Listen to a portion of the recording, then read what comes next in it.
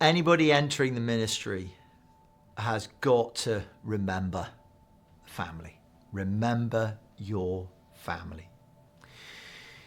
One of the things that we learn when we study the theology of ministry is that the ministry belongs to the minister. It's such an obvious point when you say it, but actually almost everyone misses it. A family doesn't go into the ministry. A wife doesn't go into the ministry. The children don't go into the ministry. The man does. The man is called to the ministry. But his family go with him and support him in his ministry. Now, of course, the minister has many sacrifices to make, but at least it is his ministry. One of the hardest things for a minister's wife and a minister's children is that they are called to support their husband, their father in the work of the ministry, which is not their own work. It's not their own calling. And as ministers, we need to be mindful of that. We need to remember our family.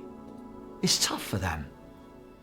You know, we get to see things they don't get to see. We get to have a vision of the work that they never get to see. We share what we can with them, but we can't share the whole experience. It would be inappropriate to do that. It would be impossible to do that.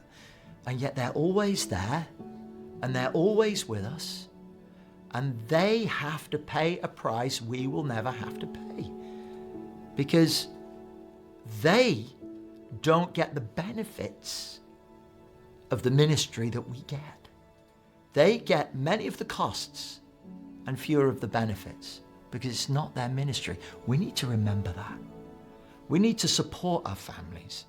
We need to help them to know constantly that they're valued and that we will look after them and we will defend them. You know, there are times in the ministry when a church that you're ministering to can turn on your family. It's unfortunately, it happens.